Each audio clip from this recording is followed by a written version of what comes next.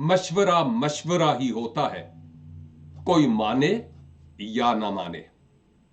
कहने का मतलब यह है कि हमारी इबादत में जो परस्तश होती है, कलाम कहता है कि रूह और सच्चाई से परस्तश कीजिए, क्योंकि खुदा ऐसे परस्तारों को पसंद करता है।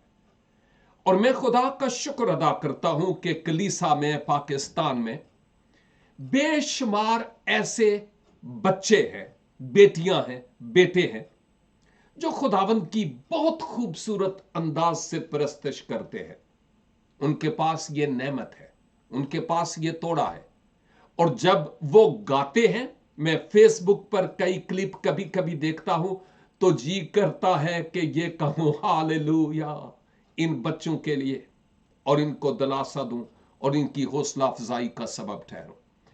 मैं यूं कह के ये कहना चाहता हूं कि खुदारा हमारी जितनी भी कन्वेंशंस, सेमिनार, इवन बड़ी बड़ी इबादत हों, उनमें गैर मसीही लोगों को उस मसीह की परस्तश के लिए जिसको वो मानते नहीं है, परस्तश के लिए ना बुलाए। आपसे कुपियां भी ले लेते हैं, आपसे हजारों रुपए भी लेकर जाते हैं। क्यों ना उनकी जगह हम अपने बच्चों को मौका दें। उन्होंने 500 भी दे दोगे तो खुश हो जाएंगे। अपनी कौम को, मसीहों को, नौजवानों को, बच्चों को, छोटे लड़कों और लड़कियों को मौका दें कि वो खुदावंद की परस्तश करें।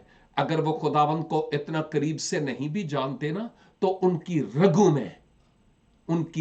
में वालदैन की तरफ से जो तालीम दी गई है, उस तालीम की एक करंट घूम रही है उनकी जिंदगी में।